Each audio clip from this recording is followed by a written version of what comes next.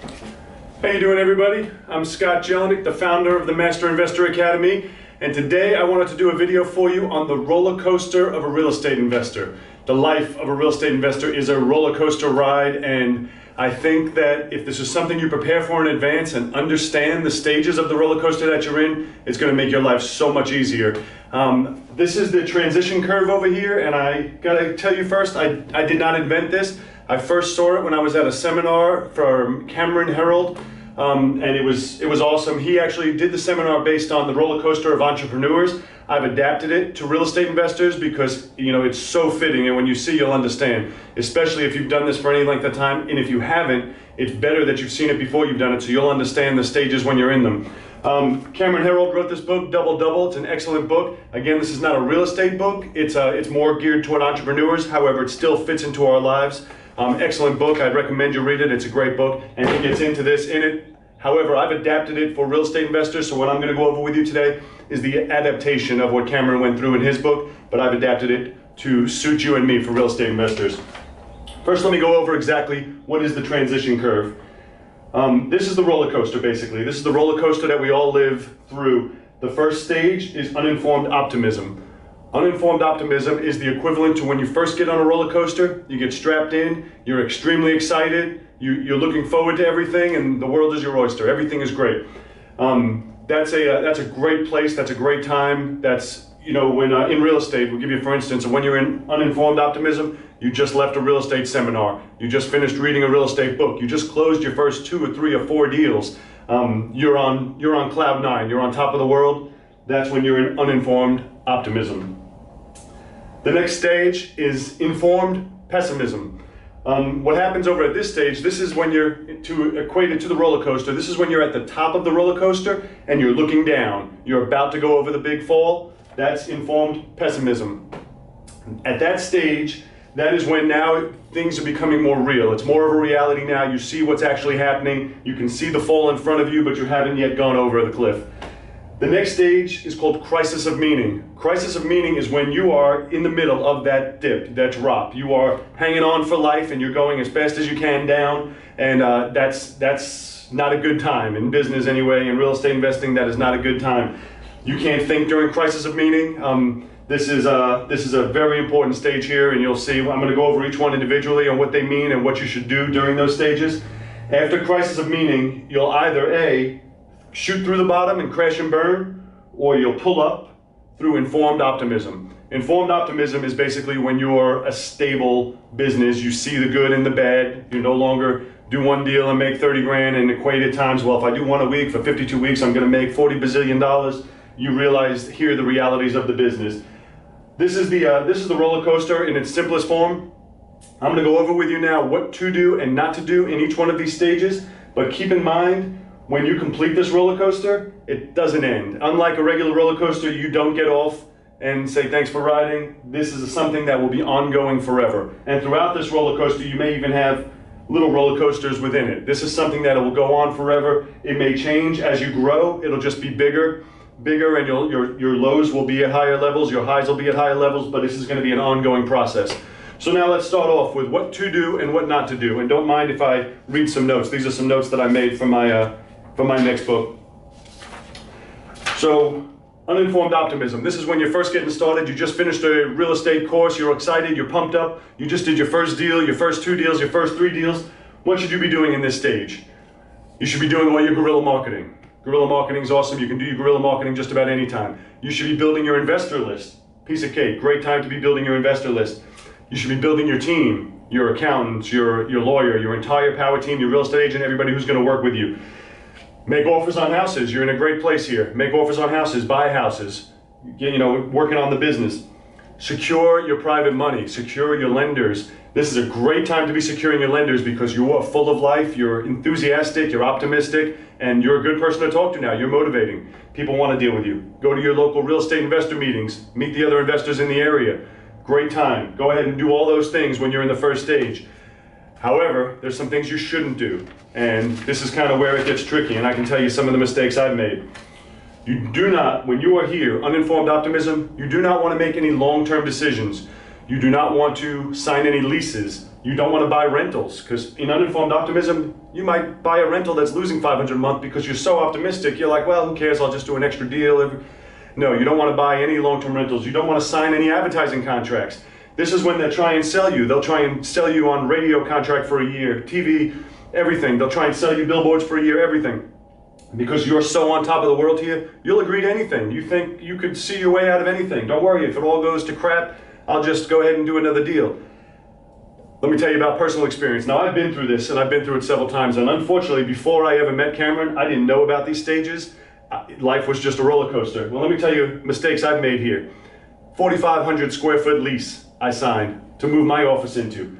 I'm a real estate investor. What do I need with 4,500 square feet? I did it. I did it because things were so good. How could I go wrong? I was buying a Lamborghini. I was up to the paperwork stage, $50,000 down, $2,500 a month. What the hell was I thinking? And I would have completed that process too. The bust happened right before I signed, luckily, or I would have lost it before then. You do stupid things when you're in this stage, and this is why I'm telling you in advance not to. I've done it. I mean, you feel invincible, so you'll do anything. I see people all the time today, even other investors that I know, and I can talk to them, and in my head I'm like, oh, they're in stage one. They're everything they do. They make 10 grand this week, and all of a sudden they're like, well, if I made 10 grand this week, it means I'll make 520 grand per year, and they start calculating everything, and all of a sudden they're invincible, and they can do anything. Trust me. Next comes informed pessimism, so you don't want to get ahead of yourself when you're in that uninformed optimism state. Informed pessimism. What should you do when you're in informed pessimism? Continue to do your guerrilla marketing. You should always be doing your guerrilla marketing.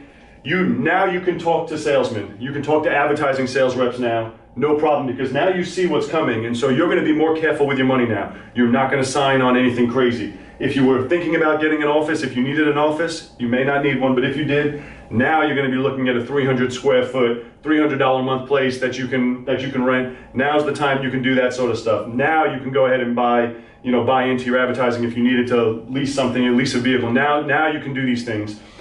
Uninformed optimism, you can't, because you're too grandiose. Everything's going to be okay, you think, at this stage. Now is when you see the dip in front of you. So you're more careful now at this stage. You can look for rentals here now too, because you're not going to buy something that has negative cash flow. You're not going to buy something based on speculation of how rosy the future is. Here's where you're going to be careful. You can look at rentals now. You can buy rentals. You can also work now on your budgeting and accounting, because again, you see the future, so now you know what's ahead of you, and so you can work on those things without just being overly optimistic. What should you do? What should you avoid in informed pessimism? Now you should avoid talking to private lenders. You don't want to talk to a lender while you're nervous and you're a little bit of a wreck yourself. You should avoid talking directly to new investors right now. You did all that over here. You built your investor list. When you're in informed pessimism, you can take it easy, and you're just working on your business now. You don't need to be building your list as much, because again, we see what's coming here, so you're not going to be as great of a person to talk to. They're going to sense that in you. Next, you come down crisis of meaning. So crisis of meaning is the bad time. That is when, in our business anyway, crisis of meaning is when you had 3 deals scheduled, all 3 of them fell apart for one reason or another. Title issues, seller changed their mind, backed out, whatever happened, or you went 2 or 3 months, did all your marketing, did everything right, you're not getting any deals. You're going on appointments, you've built up overhead here, and now you have bills to pay and nothing is coming in. Month 1, month 2, month 3, or better yet, you renovated a house here and you found out the contractor ripped you off. You have 30 grand in the hole. You have to bring money to go to closing now. Believe me, things happen. I've been there. Things happen. Crisis of meaning is when you want to go home in the middle of the day, and this is from Cameron also. You want to go home in the middle of the day, get in bed, pull the blankets over your head and just cry. This isn't what you thought it was going to be, and you're thinking to yourself, why would anyone be in real estate? It's a tough place when you're there, and you will be there. What should you do when you're in crisis of meaning? Reach out, supportive friends and family. I say supportive because not all friends and family are supportive, and if you're dealing with friends and family that are not supportive, they're going to be even less supportive now. So don't reach out to them if they're not supportive. All you're going to get is, I told you so, you never should have done this in the first place. Only supportive friends and family. Go to the gym. Great time to go to the gym. You're going to need that for clarity, and you're going to feel better. Gym is very important. When you're in crisis of meaning, that's something you need to do regularly. clean out your desk, organize your desk, clean out your car, stuff like that. You can do all day long when you're at this stage, getting organized. Motivational CDs. I love Anthony Robbins. If you're in this stage right here, I love Anthony Robbins, but you can listen to whoever you like. Motivational CDs as you're driving in your car, absolutely awesome. Do not, however, listen to real estate CDs. And that's another, when I get into the do nots, I'll get into that, but don't listen to real estate CDs. You listen to just strictly motivational CDs, CDs that make you feel better. Write lists. Lists are important. When you're here, list of things that you need to do, things that you need to get done, changes that you need to make. Talk to older investors. And I don't necessarily just mean older in age, but I mean people that have been doing this for a long time. They've been through this before, and so they have a lot of input and insight for you to talk to. If you talk to new guys, they might still be here. They're just going to think you're a failure. You suck. But if you talk to older guys, they've seen this all before, and it's not a big deal. They know what to do to get through it. You can get a lot of good, valuable information from them. Talk to the older investors. The older, wiser guys been doing this 30, 40, 50 years. That's who you talk to at that stage. Business books. You can read business books now. I love to read books on companies, on how they got their start, how they got going. But again, we're not reading real estate books here. When you're in crisis of meaning, no real estate books. You're not trying to learn new techniques here. You're just trying to get through this. Clarify things you've done right and what you've done wrong, so you're clear on what's going on, what caused you to get here and what you can do to change it. Cut away things, chains that are around your ankle, even if it negatively impacts you. Sometimes you have to take a loss right now. Sometimes you got to sell stuff at a loss. But when you were over here, if you built up payments and negative cash flow and car payments, you may have to cut away some stuff here. I mean, this is it. You're either going to crash and burn or you're going to turn up to informed optimism. So you may have to cut away some things here so that you can survive. You may have to cut off your advertising. You may have to break a contract with your advertising. You have to do what you have to do to survive here. This is where you're at. Liquidate any properties that are tying you up. You may have a property you have to sell at a loss or a break even. You can hold on and maybe 2, 3, 4 months from now make a profit. But right now it's costing you money. You need to cut away anything you can cut away.